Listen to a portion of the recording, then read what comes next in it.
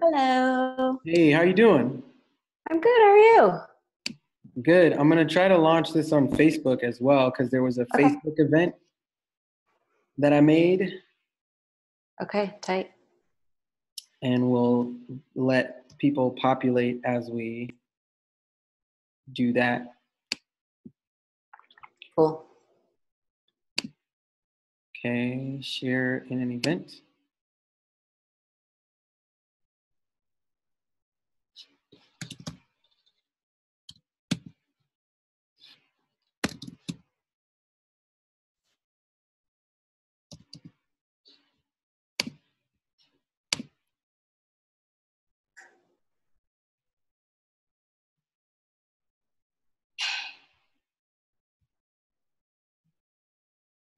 And so I'm preparing a live. That's cool.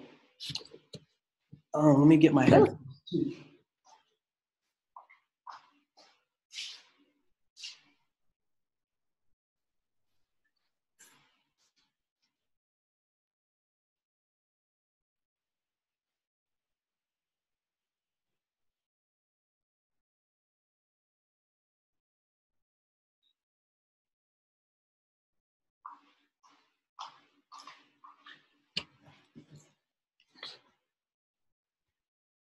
Okay.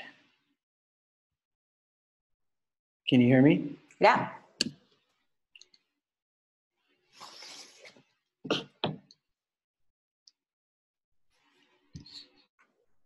So let's see.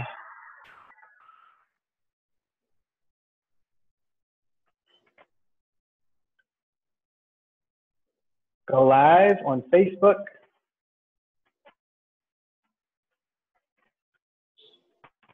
And let's see how many people we have. We have 2 people here. That's me and you. And that's okay. Yeah. Just getting started.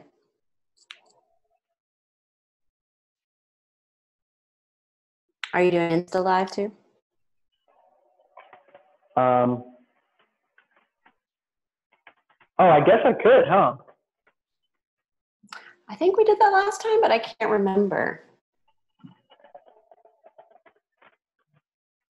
So you could start it and then I could join in. Okay, let me. Like, I think you have to invite me, but.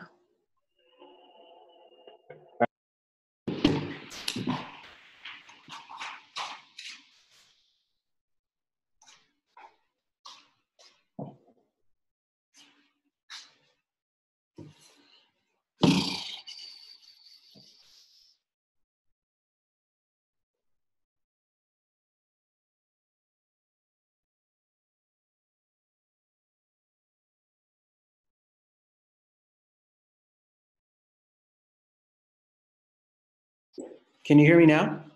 Mm-hmm. Okay, so if I go live,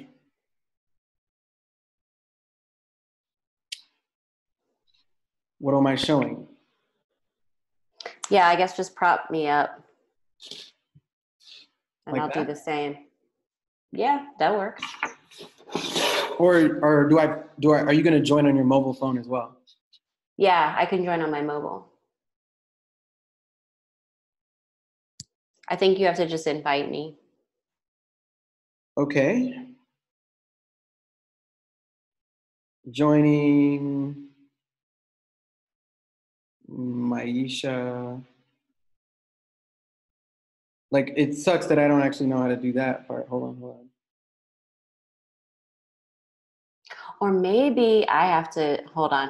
I think I have to invite myself. Oh, this is so meta. Oh, you join it and then I bring you in. And Yeah. there's a couple people, people that are joining in.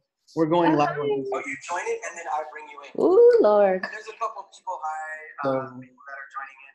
We're going live on Instagram as well. We're going live with Myisha.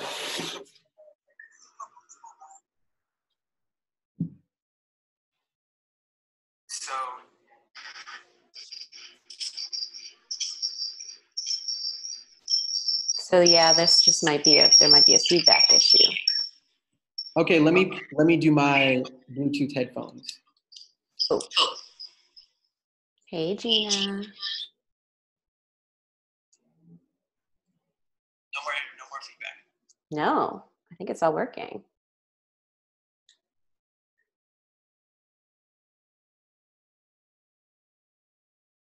We got some eyes. We got some eyes. Okay. So I'm getting a little audio feedback. Can you turn down the volume on your phone? Mm-hmm. How's that?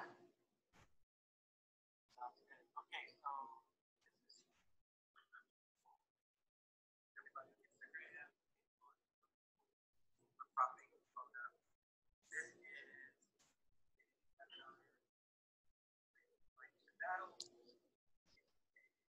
coach in the area, and this is a conversation that actually hosted before. We're going to talk about some different things. I'll be sure to share the link in the chat.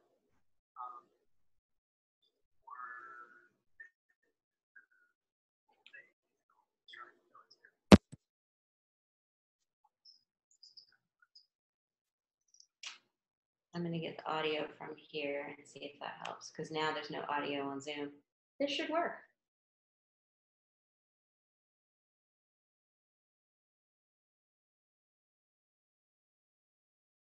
We're good. I'm good if you're good.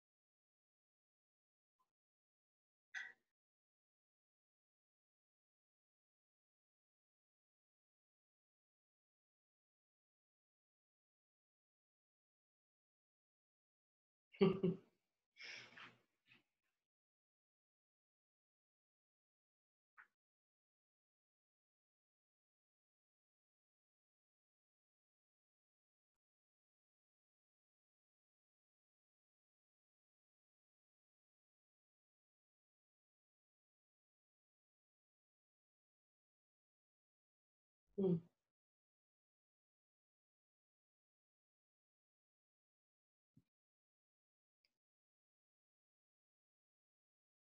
Yeah, no. So that was what I was doing, was plugging into my my phone because the audio was lost.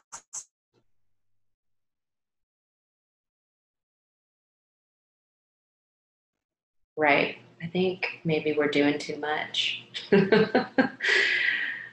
Facebook and Insta.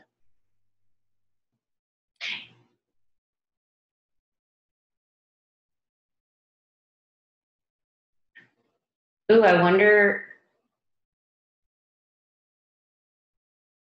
Right. I think that your Bluetooth speakers are paired with your phone now and not your computer. I wonder if you can do it both at the same time. You might not be able to.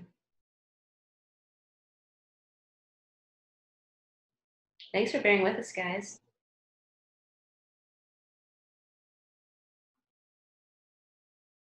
So I'm disconnecting that. How's that? Can you hear me I'm now? still not getting audio from my computer from you. Yeah, you might want to go headphone free. Can you hear me in your computer? Phone only. Okay. So hold on a second. It's just an audio thing on my computer. Oh, there we go. Huh? You came through. You can hear me now? Mm-hmm. And there's checking with Rebecca. Can you hear?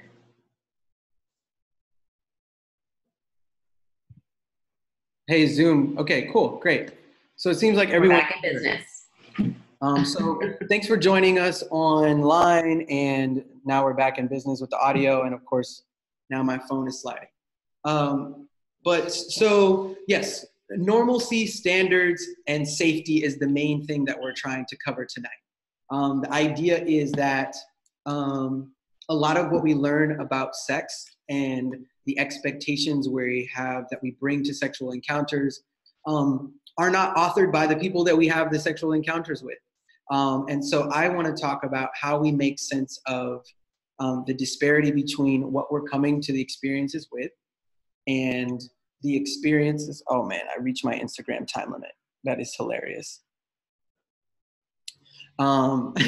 So the disparity between the narratives that we're bringing to our relationships and how we unpack those narratives and maybe create some new narratives that are more healthy, more beneficial for us. So thanks everybody on Instagram and on Zoom for this, and thanks Myisha. So Myisha, do you want to tell us a little bit about yourself really quick, and then we can dive in?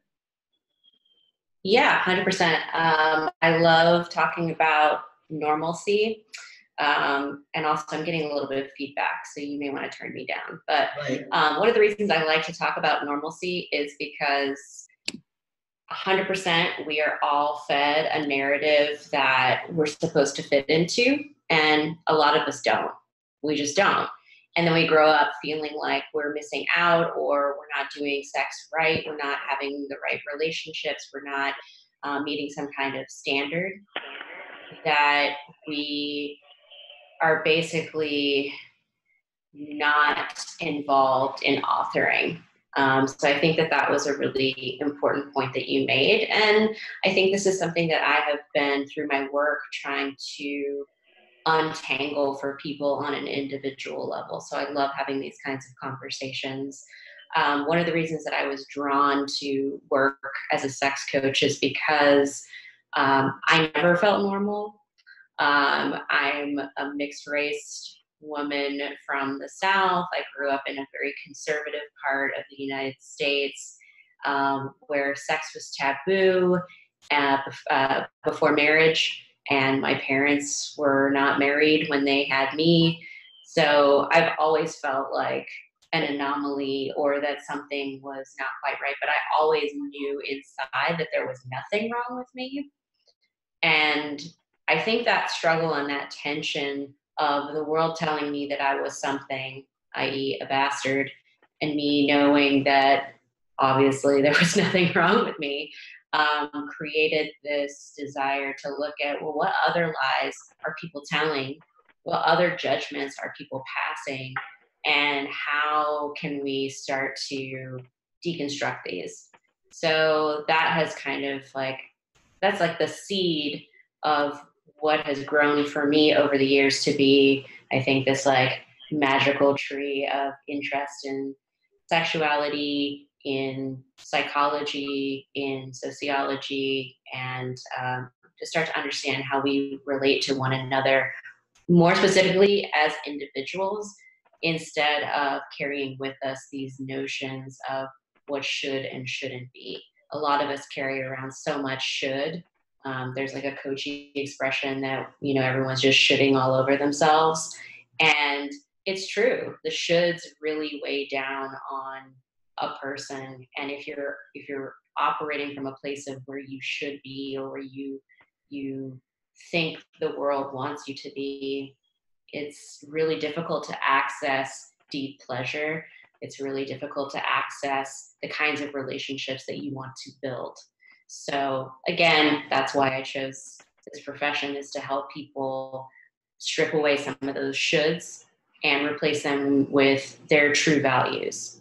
And I think this is something that we don't talk about as a culture, what people's sexual values are. And this is something that I've been writing a lot about recently. So I'm really appreciative of you for having me here this evening. The last Q&A we did was super fun. I remember putting you on the spot, and we had some fun. Yeah. And I'm really curious to hear what people want to know about. Q&As are like my favorite thing to do in the world. So right on. I'm excited. I'm excited. Cool. So some basic ground rules to let everybody know how it's working. We're on Instagram Live and we're on Zoom. So if you have a question, you can type it. If you're on Instagram, your question's not anonymous, but if you're on Zoom, you just make sure you're typing to me specifically if you want your question to be anonymous. You check your panel to make sure that happens. Or you can click the button to type the question to all panels, or to the whole group. So if you have a question, just feel free to type it in. I was taking notes during your intro, and there's a couple things that I want to dive right into. Cool. Do you feel like you're comfortable maybe just starting with the harder stuff? Let's do it. So you said you work with people and we're shitting all over ourselves, right? And you talked about sexual values.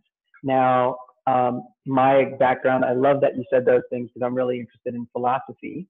But I want to pose this question almost in like a philosophical way, but then bring it back to a human experiential level.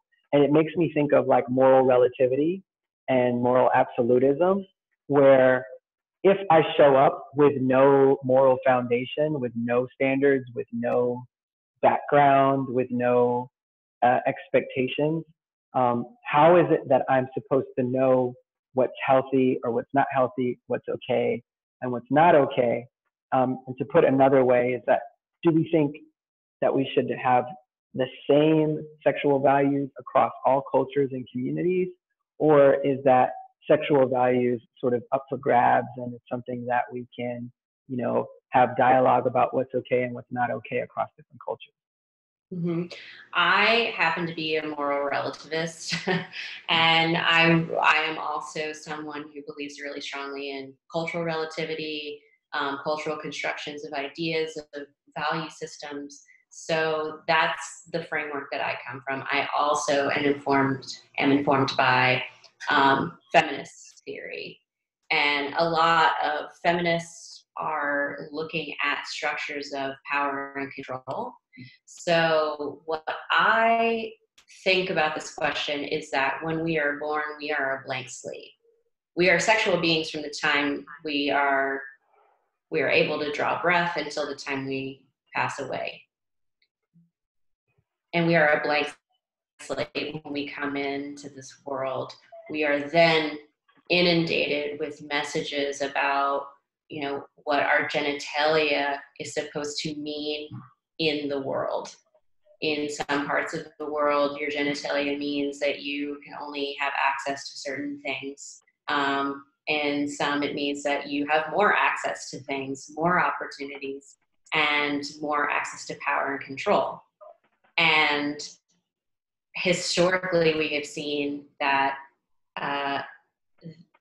people who have more power and control, i.e. typically men, people who are born with penises, are given more opportunity to be sexually expressive. This is tricky because that doesn't necessarily mean that it's expressive in ways that they are even comfortable with. So I know when a lot of people hear feminism, they think that it's all about raising up women to be more than men. And in reality, feminism is looking at how can we look at the messages that we tell men about their sexuality as well and help them understand that they can make different choices other than the ones that, you know, society imposes upon them. So again, okay, blank slate at birth, then you get all these messages, then you try to have real world relationships where you interact with real people regardless of gender, and the entanglements that that can cause lead a lot of people into confusion and dissatisfying sexual experiences. Awesome. Right. So if we're going to say that we are starting with a blank slate and we are all bringing with us our inherited views on our genitalia and what sex is supposed to be like, how do we make sense of that? How do we make sense of that in times of collision and intimacy when our you know, our frontal lobe is not the place that we're operating from? You know, there's chemicals and everything going on. Yeah, the hormonal rush when you meet someone that you're attracted to is very real, and it does cloud your judgment in the moment. But you know, I actually think that that's when shit gets really real for people, because they tap into something that is very raw about who they are as a person. Not to say that we're always making the best judgment calls in that space, but I do think there's some intimate knowledge that can be gained about, you know, when you are flooded with all of those hormones. One thing that I advocate for is for people to take stock of what their sexual values are in a time in their life when they are thinking about relationships and they are thinking about, you know, what do I really want from the experiences that I'm trying to get with other human beings on this planet. That's not something that we really invest a lot of time or energy in educating people about. Like, what are your sexual values? How do you communicate them? How do you stand in them when someone is pushing a boundary and you feel like things are headed in a way that go against your values? And I think values are... Can you tell me a little bit more about, you know, even just an example of what is asexual value, or what does that actually mean, or what does that sound like? Absolutely, yeah. So for me, I value autonomy, honesty, and respect. These are just a few of my sexual values. I need to feel like I'm an individual person out in the world having experiences, but that, you know, when I'm relating to people, that relationship is really honest and that it's rooted in respect. And that can look so many different ways, whether I'm in a long-term relationship or whether I am casually dating people. It really doesn't matter. The fundamentals are the same. And these are values that I actually had to come to when I was faced with infidelity in a past relationship. So what happened was I was thrown into crisis. And in that moment of crisis, I had to go, okay, well, it's not that this person had another relationship outside of our relationship. It was that they lied. It was that they hid something from me that was deeply personal and affected me on a deep level. And that betrayal brought up what I felt, you know, were affronts to my sexual value system. And I had to deal with that and deal with that with my partner. So for you, you're saying honesty is one of your sexual values, but that in that relationship didn't necessarily mean that monogamy was one of your sexual values.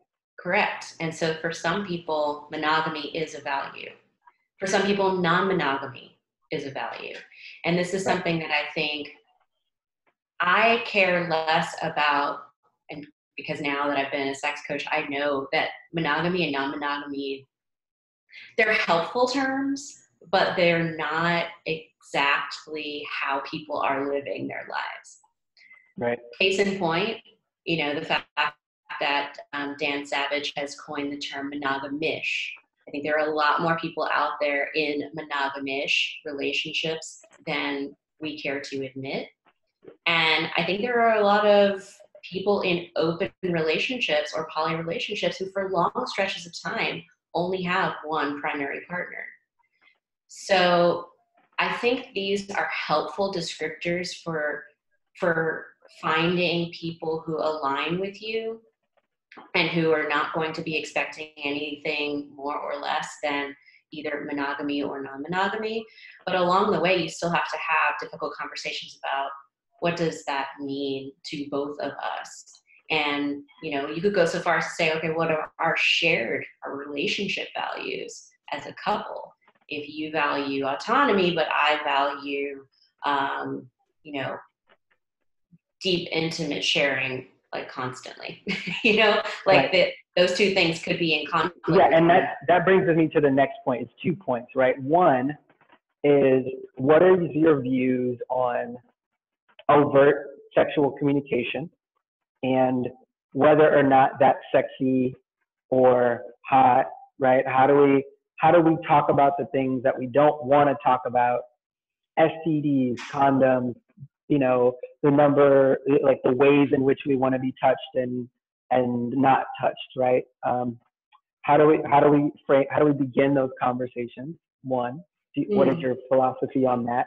And then two, you know, how should we be thinking about compromise and boundaries in relationships where, you know, I actually want a lot of space and you want a lot of communication? Right. So I'm going to work backwards a little bit in your questions because I think your last question sort of informs the former.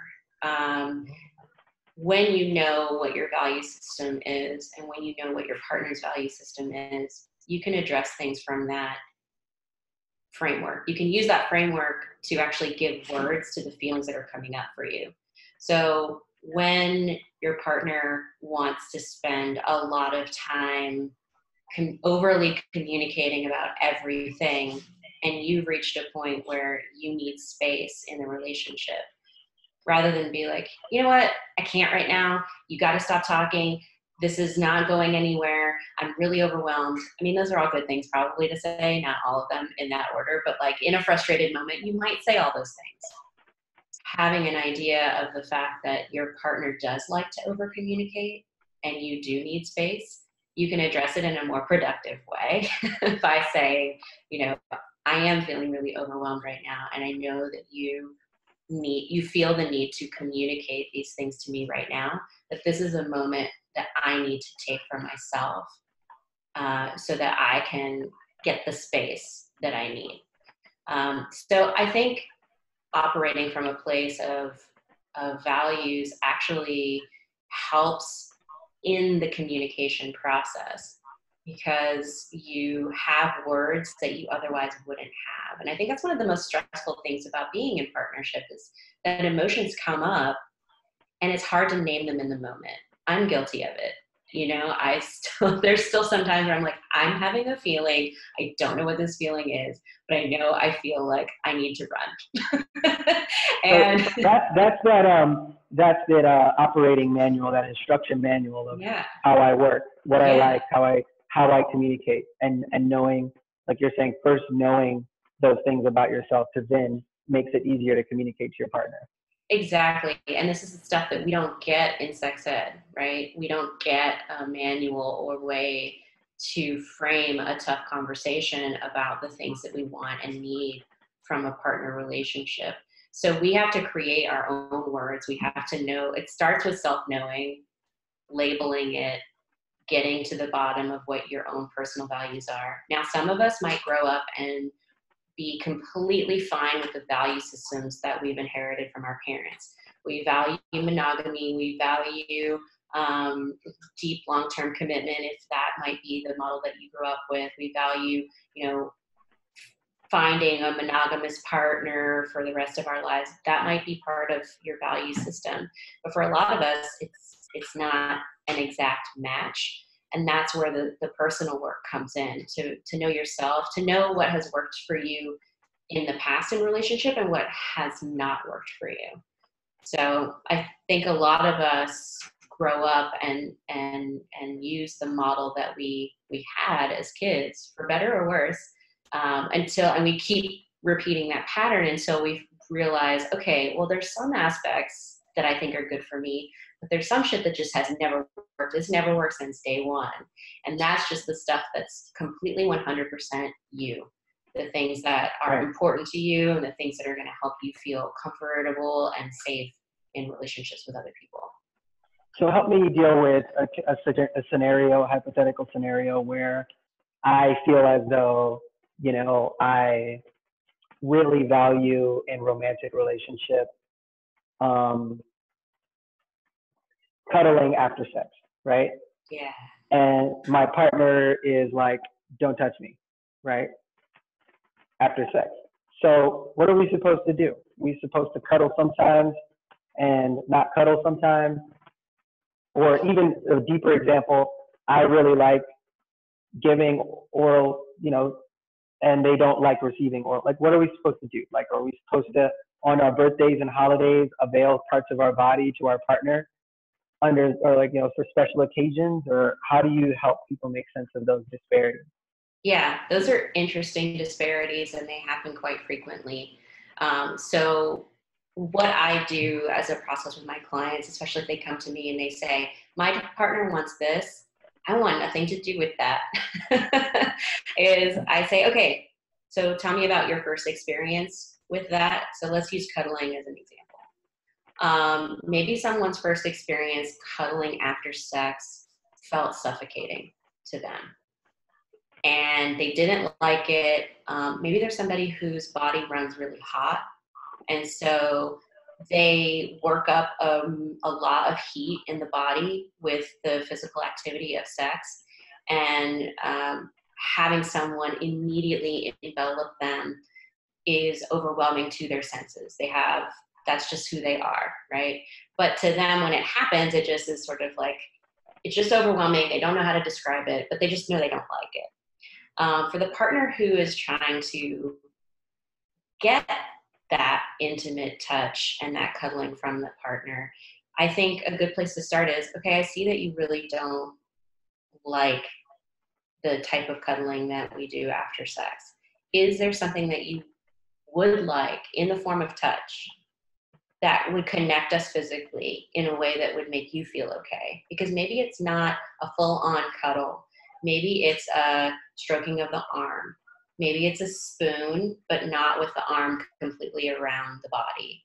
And I think these are the kinds of things that we don't think about as having such a big impact. What we do is, if a partner does something we don't like, we shut it down completely instead of asking for different entry points. And so this is actually where the kink community has given a lot of great examples of how to navigate these tough types of communication. It's like, well, I'm not going to provide this type of restraint on you unless you tell me exactly what kind of restraint you like and what type of restraint is off limits. And, you know, if you were to ask your common person off the street, okay, tell me how you like to be touched, I think they would really struggle with giving words to that, because there's no practice. There's no like opportunity or an invitation to a conversation about how they like to be touched. So this is something that I think we do a huge disservice to our people by not encouraging them to advocate for themselves, to talk about personal preferences, to explore what it is that they actually want, and to support them when they say they don't want something. So real quick, this isn't what I wanted to talk about on the agenda, but that sounds like an awful lot of communication to have with somebody who maybe you met 2 hours ago on Tinder. Mm-hmm. Yeah. So how do you make sense of like one night stands, short-term relationships, and stuff like that? What is a practice that you suggest or advise when you don't have a deep bond or communication pipeline with that person? I think one of the things that's really important to have as a general rule of thumb when you are out here dating is to practice having no expectations. And I'm not saying lower your standards and accept anybody into your life. I am saying that for the people with whom you find a deep and meaningful connection, it can just be that. No one has to leave the situation feeling like they got 100% exactly what they wanted. So at the end, if you try to cuddle and the person recoils and you don't know why and you don't want to have a deep and, like overly intimate conversation with them on the first night, let it be. And if there's somebody that's going to be a recurring character in your life, in your romantic life, the conversation can deepen over time.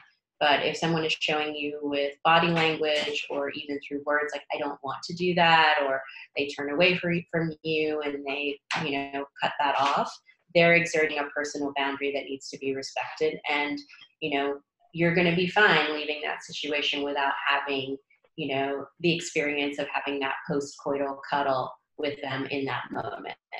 It's totally fine. It's not really a thing to be upset about. Right. And I think this is also something that we really struggle with, because we think if we go through all the effort of going on the date, or, we meet somebody and we finally connect with them, that somehow they have to fulfill our every wish and need. I don't know a single person who fulfills another person's every wish or need. There are people who are more sexually compatible than others, but we all have desires and wants and thoughts and feelings that do not go fulfilled by another person. So we are better served by going into experiences, thinking of them as just that. Like, they could be awful, they could be amazing, they could be mind-blowing, they could be meh. If you don't know, then you don't have an expectation in your mind to get disappointed from. You're just spending time with somebody who you're attracted to, hopefully that is like a good match for you in bed, and you're both having a good time. And at the end of the day, that's really what we want. We want positive, good experiences where people are not getting hurt, harmed, or feeling guilt or shame. Awesome. Right. Yeah, I love that. So that's what No Pressure, No Shame is all about. It's about removing that expectation and that pressure for people to live up to our fantasy. And I want to take a little deeper on that.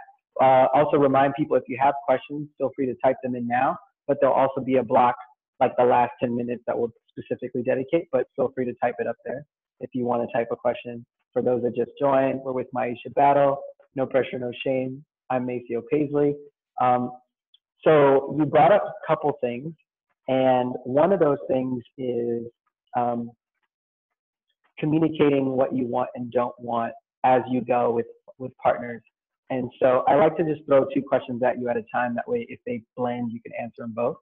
But one is, how do I deal with a situation where something was great, or maybe it wasn't amazing the first time, our sexual experience, the physical encounter we had. There were some things that I sort of let slide under the auspice of having no expectation. But then the second time it happens again, and now it's like a once bitten, twice shy situation, where now, because it happened the first time, I let it slide and didn't communicate, that now I'm finding myself in a situation where this person thinks that this is like part of our sexual vocabulary, like on a routine basis. And, I'm not digging it. That's the first part of the question. And then the second part of the question is related to that. How do I make sense of wanting to please my partner? Like when you talk about the kink community, dom, sub, what is my body there for? Is my body there to please me, or is my body there to please the other person? How do I make sense of wanting to be like supportive of my partner's pleasure, but also not do stuff that I don't want to do? Mm-hmm. Yeah. The phrase that I use in workshops a lot to help people get a grasp on how to communicate what they don't like is a simple phrase: that's not working for me, or that doesn't work for me. Because if we were having a sexual encounter and I said, Maceo, hey, that's not working for me. Even if you did it before, even if you did it 20 minutes before, what would you say? That's not working for me. No, but like, what would you say to me if I were communicating that to you? Oh, I would be like, oh, I thought you liked that. I wouldn't have done it if I didn't think you liked it. Yeah, and then I could say, well, it seemed like you liked it, or something. Yeah, like that. Right. And I'll be like, okay, yeah, no, I was really into it 20 minutes ago. Or like, oh, I really liked it. I was really into it the last time. but like today, I don't know, my body's just not responding to that. So that's not really working for me today. Can we do something else? And I think that's really helpful because it invites a conversation and does not shut it down. And in a way that isn't like too preachy. I mean, like you have to be firm with it, but you know, not too bitchy about it. And I mean, like bitchy, whoever says it, like it can come off harsh. But I think saying it in a way that's like still caring, like, hey, you know, that's not working for me. Can we try something else? I think it invites a different type of reaction from a partner instead of being like, no, no, stop. It's about humor in the bedroom. Humor's great. Humor is an amazing tool. I think you have to be able to pull that off, and you need to have that rapport sort of established before you have a sexual encounter, because you might try to like make a joke with someone who doesn't know your style of humor, and they may take offense. So just be careful about that. But I think if you already have a nice banter with someone, humor is a great way to sort of get through an awkward encounter with someone. But yeah, to your point about like, what are we here for? I think when I talk to my clients about what their sexual experiences could be, because a lot of my clients come to me obviously very disappointed by some aspect of their sexual relationships. When we talk about what it could be, I use language like, you know, you are co-creating an experience. So part of that is on you to come to the table with that self-knowledge, that understanding of the way your body works, what you need and want from the experience. And, you know, the other part comes from the other person or other people who are involved in the sexual experience.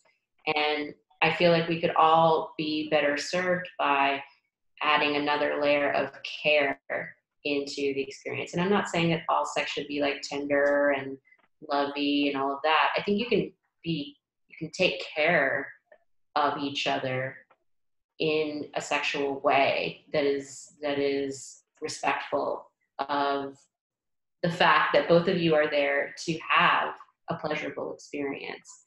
And just knowing that, I think, is important. Just, you know, knowing that, yeah, maybe you won't get exactly what you want, but the ultimate goal is pleasure, shared pleasure. Some people get off on giving pleasure, and they do not need much in return. It is a self-fulfilling sort of cycle. And right. That's what they need. They need to be able to give pleasure. So they wouldn't be a great match for somebody who is also the same. Right. Perfect. I think that matching, and we got a question that I want to go to. I think that matching is really key. One of the original project that started No Pressure, No Shame actually was a dating event. It was a social experiment where we asked people like sort of to identify their disposition. And there were some people who were really clear ideas what they were looking for.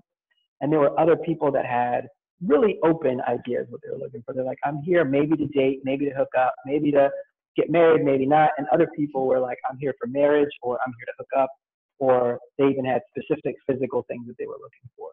And so finding that, like, if one person's really tolerant and open and the other person's not, then that means that there's a range where both people can be happy.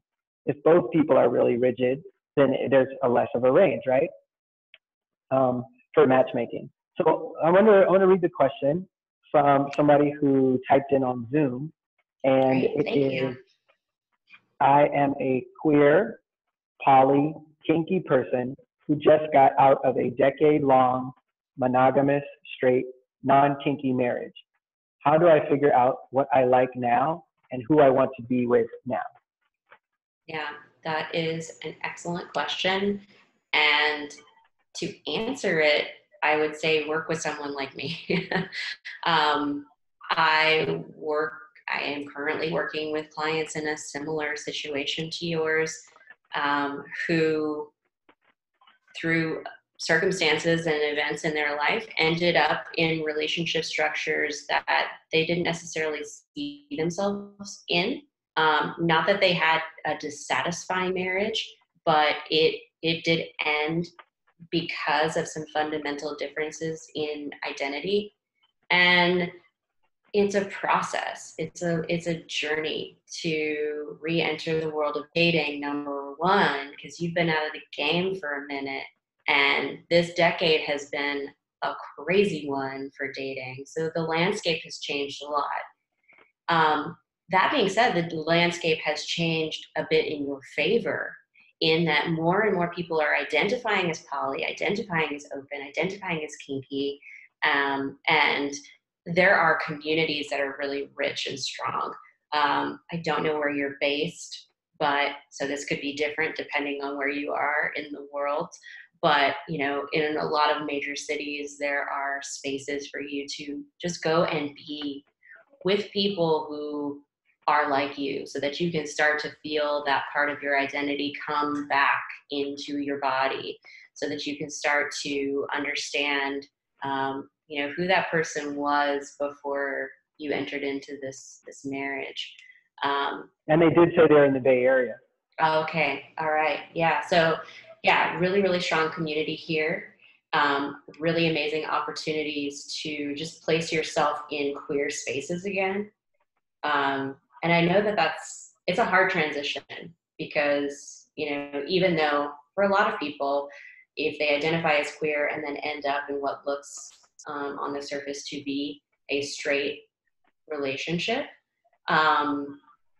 you know, even if you came out earlier in life because you've been in this marriage, right? It's like another coming out. It's another process of, you know, telling people, okay, well, yeah, I was in this straight relationship. I've never been straight, but that's how people have perceived me.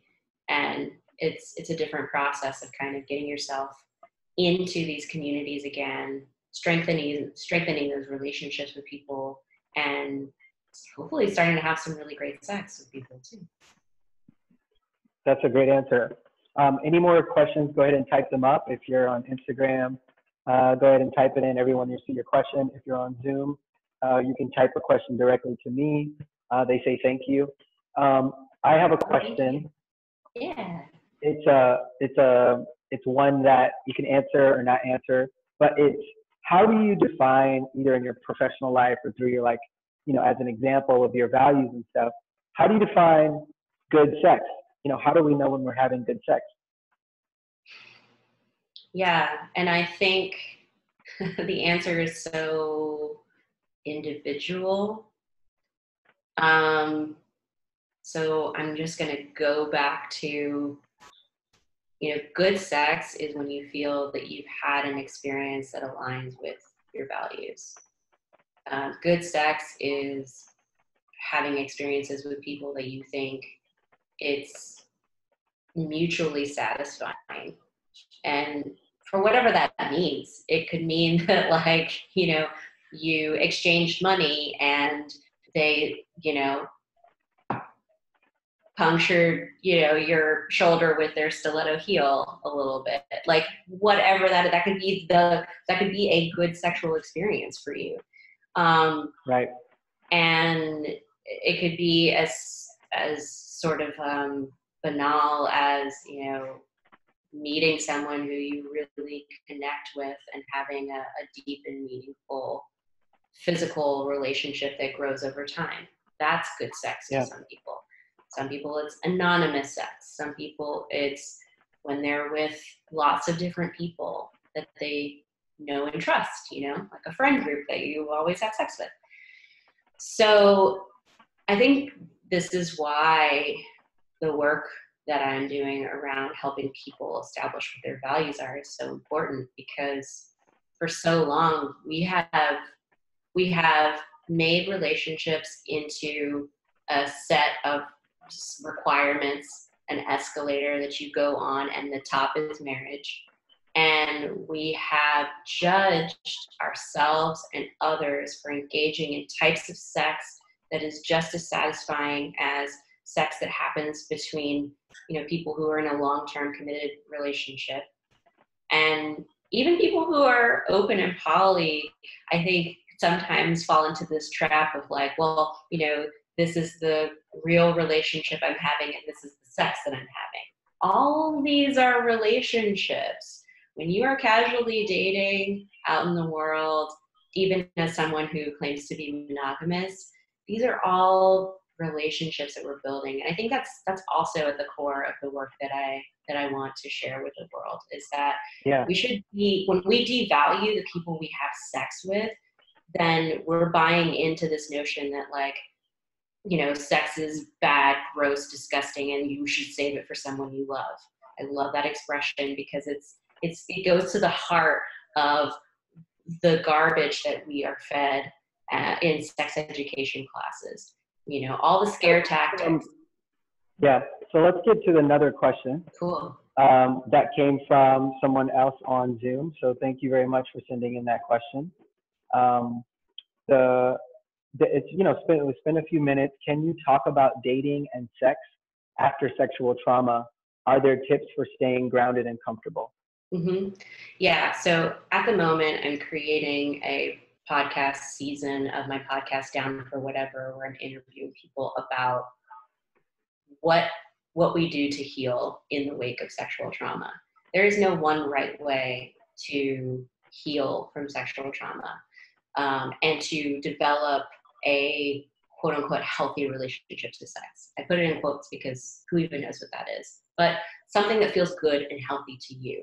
There's a lot of ways to get there.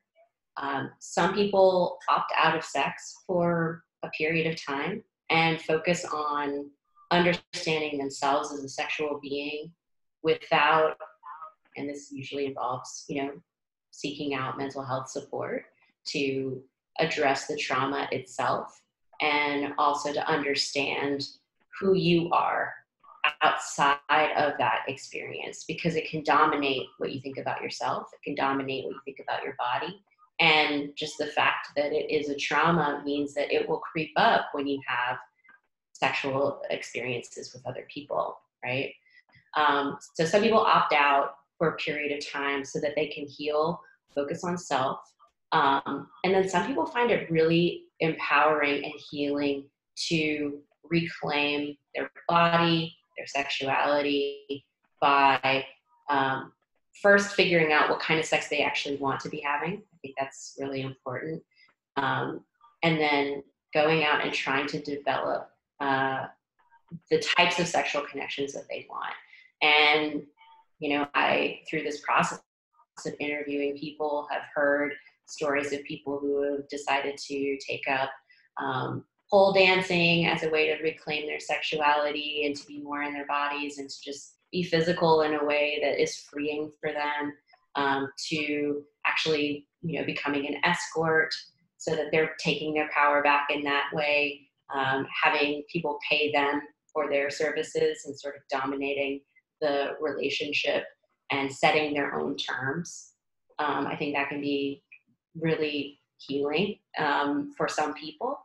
Yeah, there's no one way, and that's why I wanted to do this season of the podcast, because this is a part of the narrative of sexual trauma that we don't talk about. We don't talk about the process that people go through all of the time to handle the very deep and complicated ramifications of sexual trauma. Yeah, okay, cool, great. That was, so thank you for answering that on behalf of the other person who asked it. Again, we're gonna do a few more minutes of questions, so if you have a question, go ahead and type it into Instagram or Zoom. My next question, you know, just to keep things moving,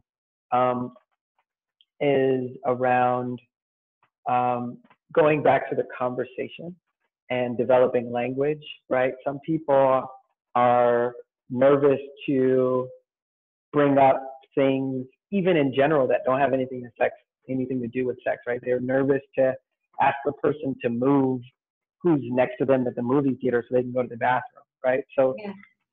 Let alone telling their partner that, you know, what their partner is doing isn't pleasing them. What is some ways to develop the skill and confidence needed to initiate a conversation that is going to for better or worse, alter your sexual relationship? Yeah, I think the first step in taking a more active role in your sexual pleasure and your sexual life is to believe that what you are feeling is valid. And regardless of how the other person responds to you, it's important that you know that your experience is valid, that you know yourself better than anybody else, and that you have a right to express what's happening for you in the moment. So if there is something that doesn't feel right, if there's something that is painful, if there's something that is really just not your thing and you don't want to do it, no is a full statement, of course, but also if you are interested in creating an experience with this person, if you feel safe with this person and you want to go deeper, it's really important to guide them towards the right way to please you.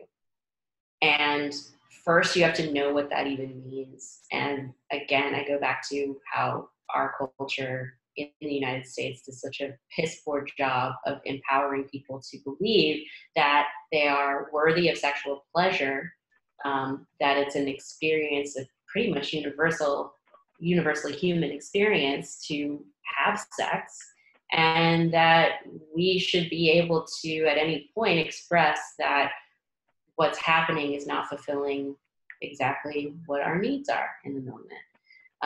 So I see this a lot. I see women struggle with this a lot.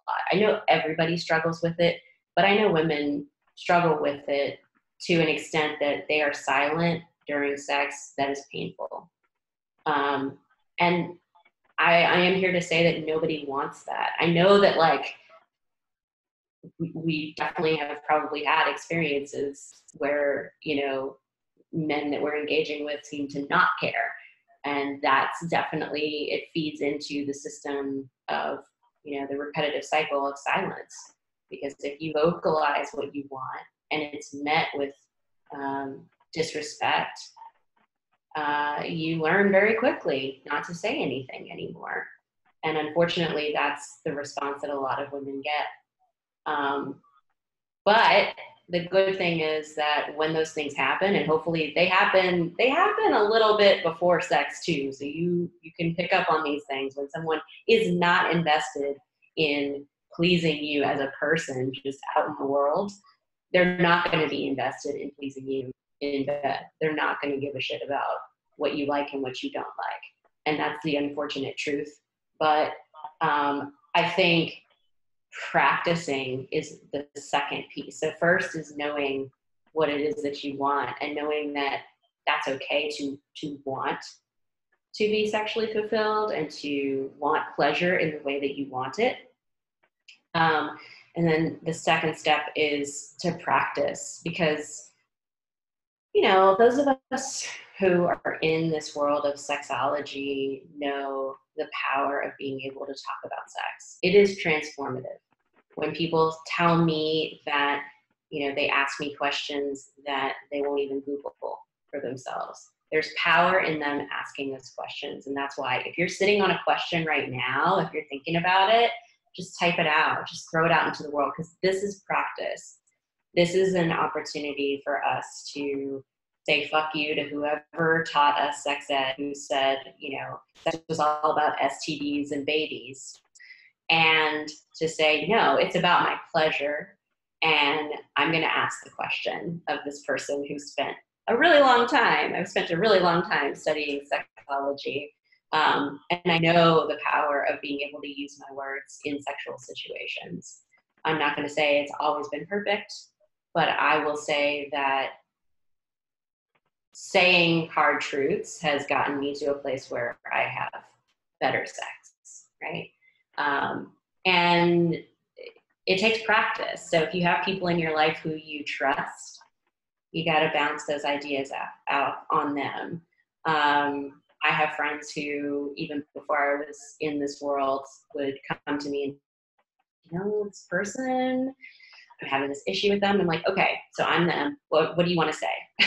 You know, practice it with people in your life who you trust, and get their feedback. Allow yourself to be in the moment. Like, you know, I got to have this tough conversation. I got to say this thing to them, and I just need to practice. Can you help me? Right. I want to ask, because you got into it a little later, I want to spend like 5 more minutes with you. And I also want to give someone who has a burning question, or even not a burning question, chance to build that courage to ask the question, like you said. But also because, you know, you have an expert on this webinar for free, and that's just not an everyday occurrence, so take advantage. But then the last thing that I want you to get you going with before we hop off is, oh man, I lost my question. It had something to do with practicing your voice and talking to people you trust. What it was is, how do I know whether or not I'm, you know, quote unquote, normal, right? Like the things that should I be wanting more sex? Should I be wanting less sex? Should I be okay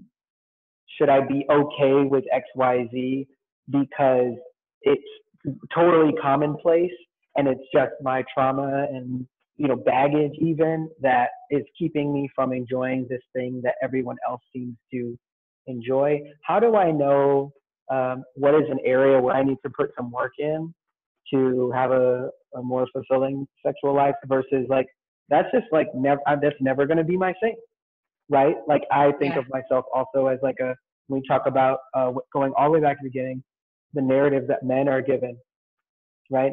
What if I'm not dominant, right? But I live in a world where all the women around me want me to be dominant, and so now I'm feeling like I'm wrong, or I'm always, you know, looking for sex, and I'm now being judged by the women around me because I always want sex, right? So how am I supposed to find a healthy medium if there's so many different communities with different standards? What maybe is a good way to think about finding my normal? Yeah, and I like how you said my normal. So as someone who loves the shit out of data, but also is incredibly mistrustful of it, what I find really beautiful in life, and I think it kind of speaks to my experience as well, is I love the fact that outliers always exist. You might not want to identify as an outlier.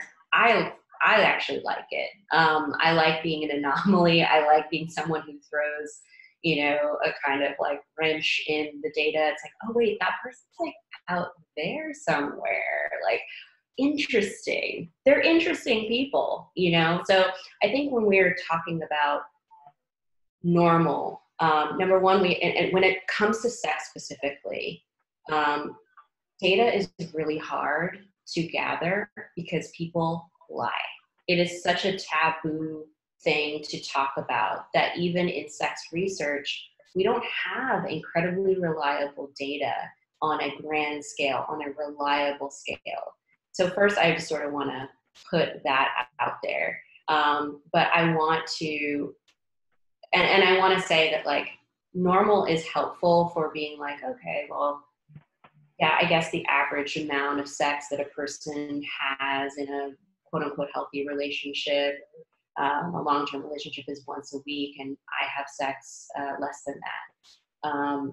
Then the question becomes, well, do I want more sex? Do I really want more sex? Like when you were asking the question initially, you're like, should I want this? Should I want that? Should I be more like this? And that's a case where you're shitting all over yourself, like we talked about earlier. Right. Got it. And putting a lot of pressure on yourself to be something that you're not. Another thing that I like. Wait, hold on 1 second. Hold on 1 second. Yeah. Hop back on because it was only an hour for live, so you got to hop back on the live. Okay. In Instagram. Okay. And then I also have 2 questions, so we'll just wrap those up. The last 2. So just hop back on for Instagram. Okay, so okay, I see. I gotta leave and then join again. Yeah. We had a good following on Instagram, but it only lets you do an hour. So so there you're back. Okay, so thank you for answering that. 2 questions. Damn. One is from Instagram, is how do you get better at sex without being promiscuous? Because I don't think that pornography is giving good examples. Right? Ooh, How do you get better at sex? Yeah, this is one question. How do you get better at sex without being promiscuous? Because I don't think sex is giving good pornography is giving good examples. So that's one question from Instagram. Connected to that, not connected to that, is a question from Zoom.